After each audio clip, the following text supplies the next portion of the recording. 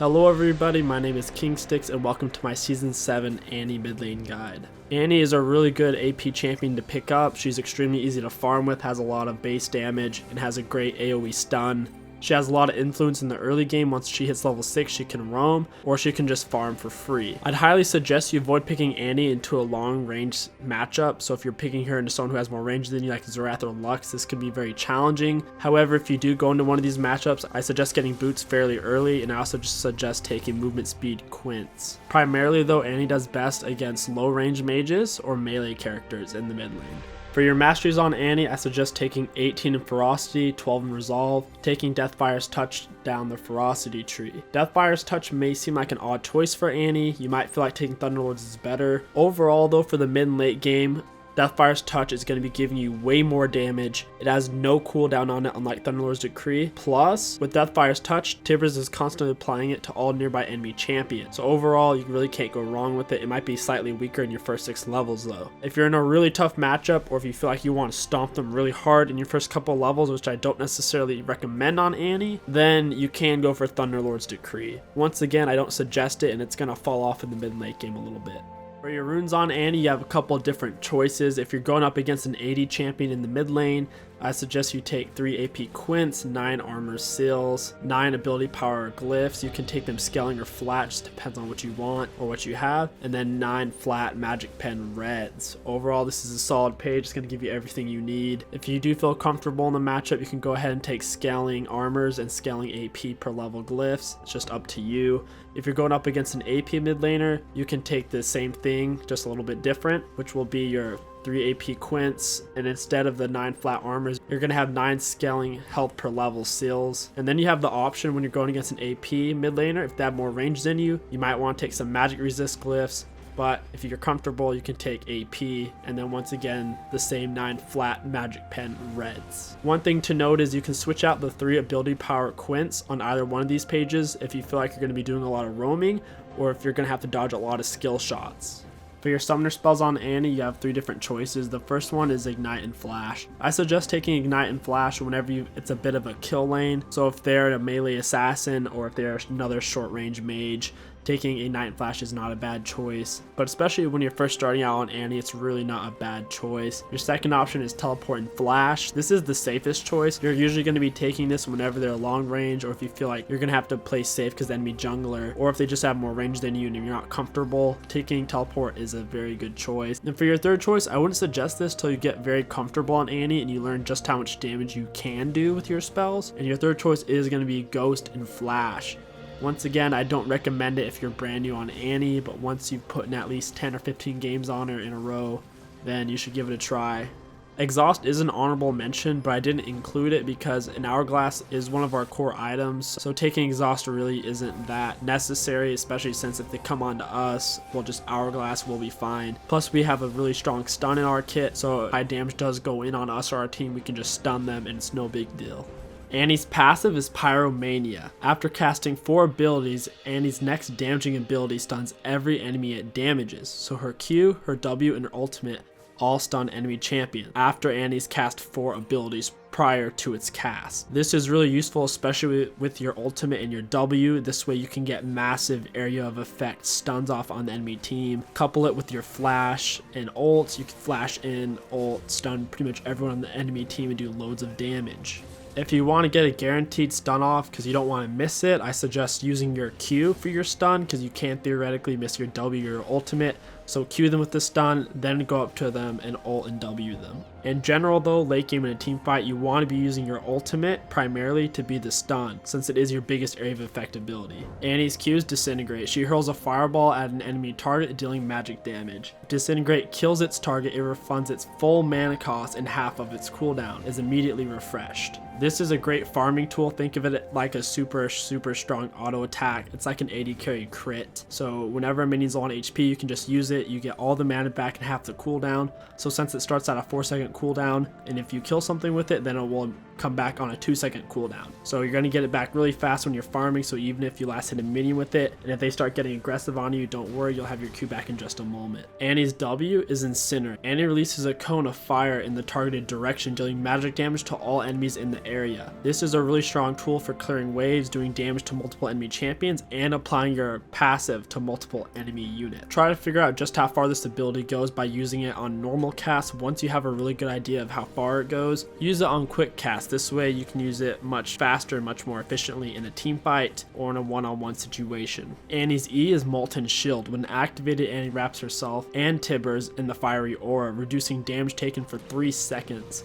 Additionally, it has a Thornmail-like passive. Anything that attacks Annie while her shield is up will take magic damage. In lane, try to use this ability when the enemy champion is throwing their spells at you, so right when you see them tossing their spells on you, it's a good time to use it, or if you're getting it all in, that's another good time to use it. You'll take a lot less damage and probably will survive. If you're getting ganked, another good time to use it. In the mid and late game, you're going to be using it a lot more for prepping your ultimate. So if you're at 3 stacks of your passive, you might use this and then immediately ultimate. That way your stun will be up when you want to use your ultimate. It's also great in one-on-ones against AD carries. After your stun is worn off on them, it's a good time to use it, and then every time they auto attack you, they'll take quite a bit of damage. Annie's ultimate is Summon Tibbers. When you cast it, Annie summons Tibbers in the target location, doing a massive burst of damage. He then remains on the map as a controllable pet for 45 seconds. While Tibbers are still alive, you can move him around just by clicking R in the direction you want him to go. By clicking on things, you can tell him to attack it. He has decent auto attacks. He also has a constant burn aura around him like a Sunfire Cape. This is going to be your main spell you're going to want to use your passive with, so whenever you have 4 stacks onto your passive, you're going to want to then use your ultimate on the enemy team. Everything it hits, it will stun. Everything it hits, it's going to stun, do a lot of damage, and Tibbers is going to be smacking them. Plus with his burn aura around him, it's going to be applying your Deathfire's touch constantly to every enemy, and if you build Riley's Crystal Scepter, then Tibbers will constantly be slowing every enemy around him. Annie's skill order is actually quite basic. You're going to want to take her Q first and max it first. You're going to want to take her W at level 2 and max it second, and you're going to want to take her E at level 3 and max it last. Of course, taking points in your ultimate whenever you can. The other 10% of the time, if you're in a really fighty lane and you want the extra damage, you can take your Q at level 1, max it first, W at level 2, max it second, and then you're going to take another point in your Q at level 3, and then take a point in your E at level 4, and then maxing it last.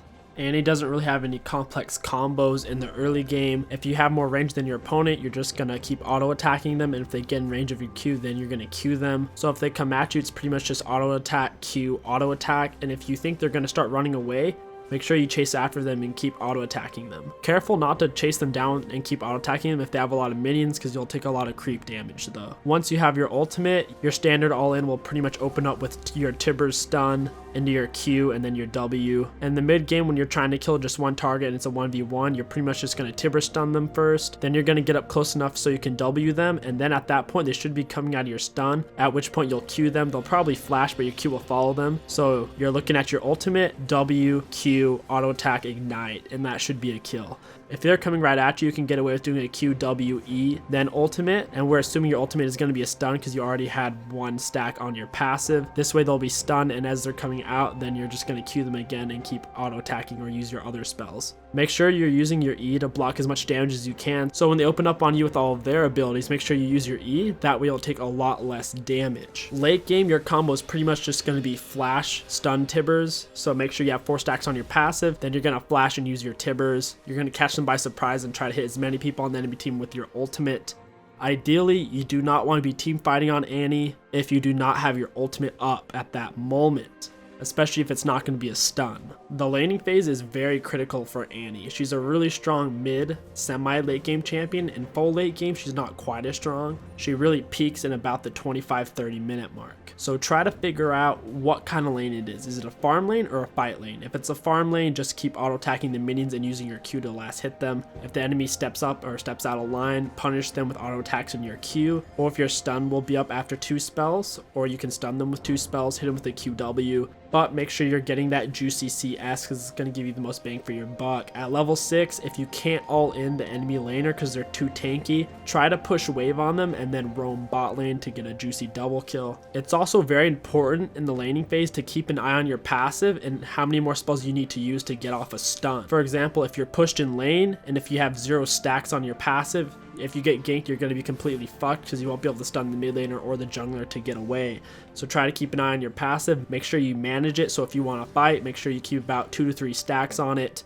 If you have all 4 stacks on it and you're just walking around, people will always back up from you and won't really want to fight you. So if you kind of want to surprise them, keep it at 3 stacks, throw out a Q, and then while your Q's in midair, you can even press E and it will stun them. In general, walking around with 3 stacks on your passive is usually safer than 4 because people will underestimate you and not realize that, oh, she has a stun right now, because she can just click her E to get that 4th spell, so that way her next spell will be a stun. Make sure you have at least 2 minimum, ideally 3 stacks on your passive whenever you're going to run bot lane to try to gank. Late game and team fights, try to look to see who you can one-shot with your ultimate combo, ultimate WQ. And if there's no one on the enemy team that you can, just focus on trying to hit as many targets as possible with your ultimate, stunning as many people as possible. If you're not fed at all, just consider stunning as many people as possible, or maybe even peeling for your AD carry if they're fed and if you think they're going to carry. And a team fight, once again, try to keep 3 stacks on you at all times. That way you can easily click your E and then use your ultimate for a massive stun.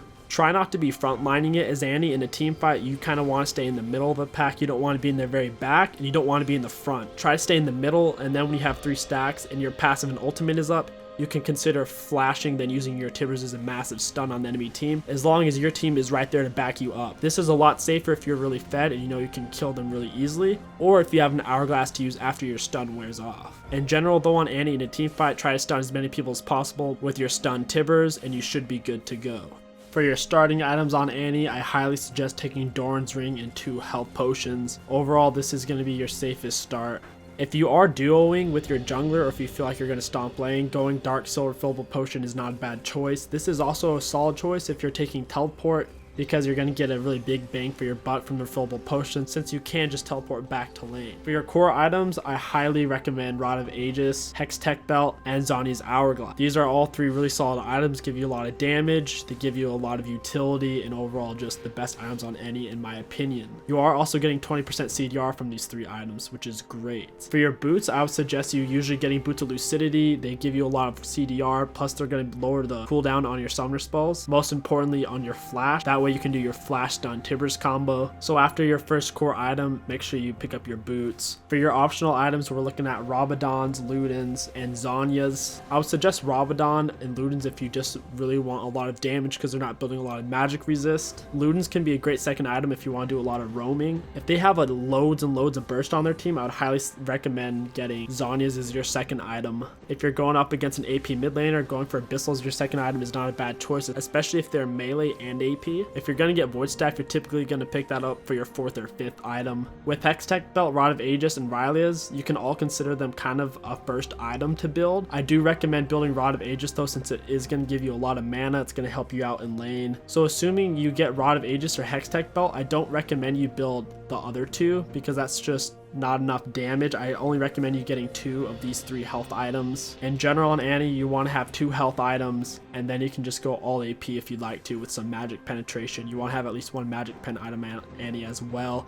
If you do go for Rylaia's, I highly recommend you go for Lysandre's Torment. It's really strong with Rylaia's, especially since your Tibbers is going to be applying Deathfire's Touch constantly. It's going to be a big slow. It's going to be lots of damage. It's going to give you exactly what you need. If you're in an easy matchup, you can go for Morelio's as your first item, but generally I recommend not doing this because if you get ganked, you're extremely squishy and it's really easy for you to die. At the bottom of the items, you can see I have 2 builds. Overall, the first one, fairly tanky. It's giving you a lot of damage. You're looking at 40% CDR. You don't have penetration, so you could swap out one of your HP items if they are building a lot of magic resistance. You will want to get penetration in that case. The second build is more geared around magic penetration and overall bursting power. There's only 2 health items. You're looking at 40% CDR. It's just a lot of damage. Neither build includes an hourglass. You can easily swap out one of the health items for an hourglass if they do have loads of burst, something like a Zed. And that is going to wrap up this Season 7 Annie mid lane guide. Congratulations to all of you. If you've made it this far, you should have a pretty good understanding of how to play Annie in the mid lane. She's fairly simple, she has a lot of potential to carry, and she's overall a great champion to pick up. If you enjoyed this guide or if it helped you out, I would appreciate it immensely if you dropped a like. It really helps to keep me going. It makes me want to work harder at these guides and make more of them for you. If there's something you think I could improve on or do differently, leave a suggestion down below. I'm eager to read it. Also, if you guys have any questions or just want to say hi, just drop a comment down below. Thank you all so much for watching. Good luck out there on the Rift.